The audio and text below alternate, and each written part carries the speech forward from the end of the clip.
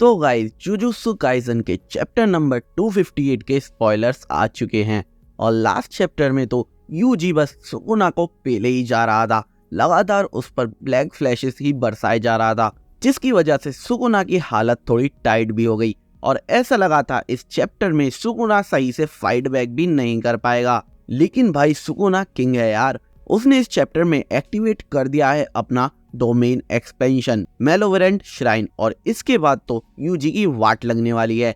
यहाँ तक कि यूजी के साथ माकी, इनो और चोजो भी वही हैं, उसी डोमेन एक्सपेंशन में फंस गए हैं। तो ये चैप्टर शुरू होता है एक फ्लैशबैक के साथ, जहाँ पर नैरेटर एक्सप्लेन कर रहा होता है कि गोजो ने जब 2 ब्लैक फ्लैश लैंड करे थे सुकुना पर, तब वो अपने अवेकन फॉर्म में आ गया था और इस पॉइंट पर सुकुना भी ऐसा कर सकता है क्योंकि गोजो भी उसके बाद ठीक हो गया था और सुकुना भी ठीक हो सकता था और वो अपने कट हुए हाथों को भी रीजनरेट कर लेता। लेकिन लास्ट चैप्टर में जो यूजी ने सुकुना की बैंड बजाई थी लगातार ब्लैक फ्लैशेस मारकर, उसकी वजह से सुकुना ऐसा नहीं कर पा रहा है। और नैरेटर ये भी बोलता है कि लास्ट चैप्टर में जो 7 ब्लैक फ्लैशेस यूजी ने सुकुना को मारे थे, उसने वो सभी ब्लैक फ्लैशेस मेगुमी और सुकुना की सोल के रेल्म के बीच में हिट करे हैं।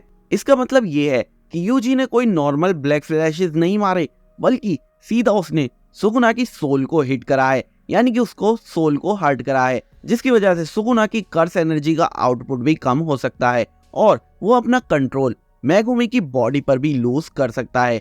लेकिन फिर ये नरेशन खत्म हो जाती है और उसके तुरंत बाद ही सुकुना यूज करता है अपना डोमेन एक्सपेंशन मैलोवेरेंट श्राइन और सुकुना भी लाइक अब बच के दिखाओ तुम सब।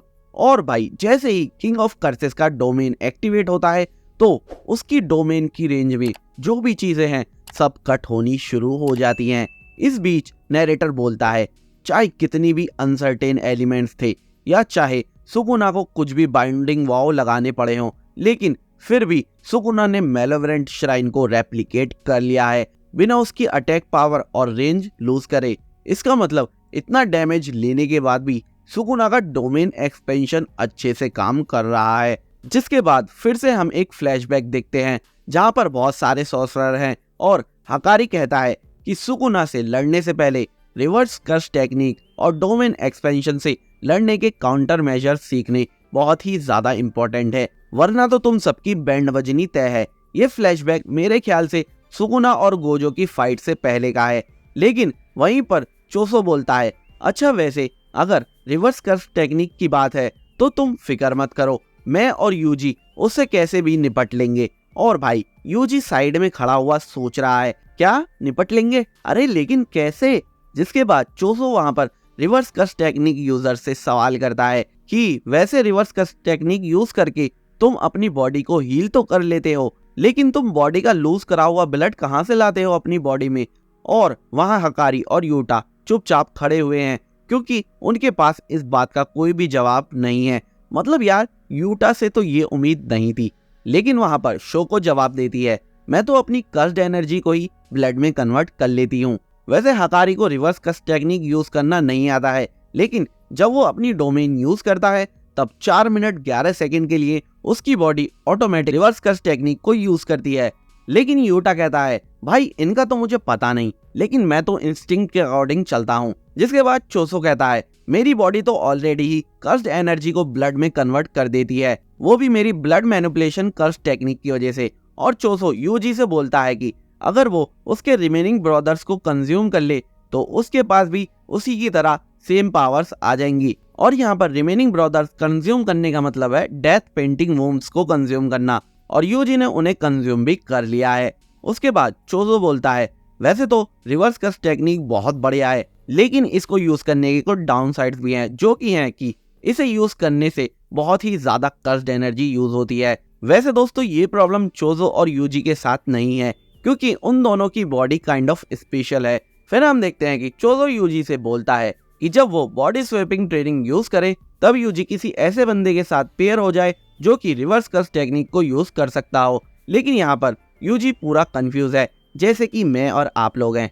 वो सोच रहा है अब चल क्या रहा है यहाँ पर, ये क्या बात चल रही है ये। लेकिन आगे चल के हमें पता चलता है कि मीमे का छोटा भाई यूई की जो कस्ट टेक्निक है उससे वो लोगों को टेलीपोर्ट तो कर ही सकता है, लेकिन उसके साथ में वो ह्यूमन बींग्स की सोल स्वैप भी कर सकता है, यानी कि आपस में उनकी सोल्स को बदल सकता है। जिसके बाद कुसाकाबे बोलता है कि सुकुना ने यूजी की बॉडी में रहकर उसकी कर्स टेक्निक यूज करी थी, तो इस वजह से यूजी की बॉडी को एक स्पेशल ग्रेड का जुजुत्सु याद है।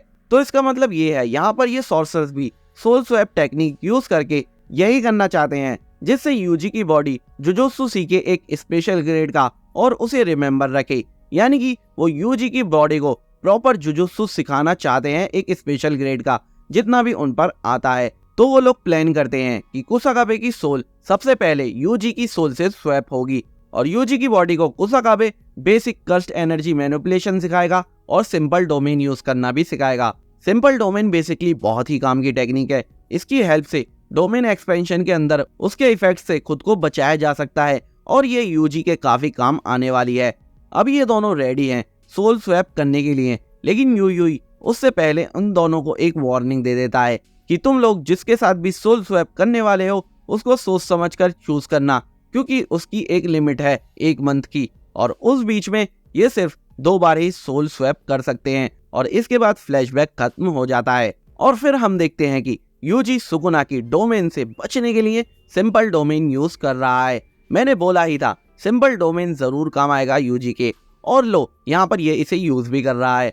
और इसी बीच यूजी नोटिस करता है कि कुछ तो गड़बड़ है दया। बेसिकली यूजी नोटिस करता है सुकुना की डोमेन इनकम्प्लीट है और उसमें कुछ लूप होल्स हैं, यानी कुछ कमियां हैं। तो वो सोचता है वो इसे झेल सकता है, लेकिन उसके बाद नैरेटर रिवील करता है सुकुना एक हाई लेवल डोमेन ज्यादा देर तक मेंटेन नहीं कर सकता, और साथ में वो ये भी बोलता है कि माँ की उसकी डोमेन से कभी भी निकल सकती है, क्योंकि उसके पास कोई भी कर्स्ड एनर्जी नहीं है, इसलिए वो डोमेन से आसानी से निकल कर जा सकती है। अब हमें ये तो पता चल गया है कि सुकुना अपनी डोमेन ज्यादा देर तक एक्टिवेट नहीं रख पाएगा, और ये भी हमें पता लग जाता है कि उसका डोमेन सिर्फ 99 सेकेंड्स और चलेगा, जिसके बाद वो खत्म हो जाएगा।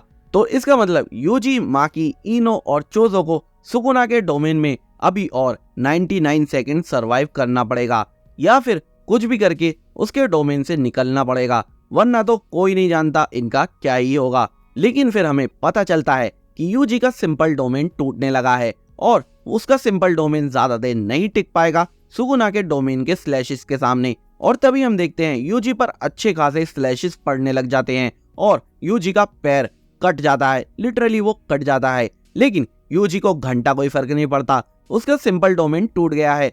यूजी फिर नोटिस करता है स्लैशेस अचानक से रुक गए हैं और वो सोच रहा है अब तो वो बच ही जाएगा, लेकिन जब वो सामने देखता है तो सुकुना एक दूसरे अटैक के साथ रेडी है, जो कि है वही वाला फ्लेम अटैक जो कि उसने शिबुया इंसिडेंट आर्क में यूज करा था।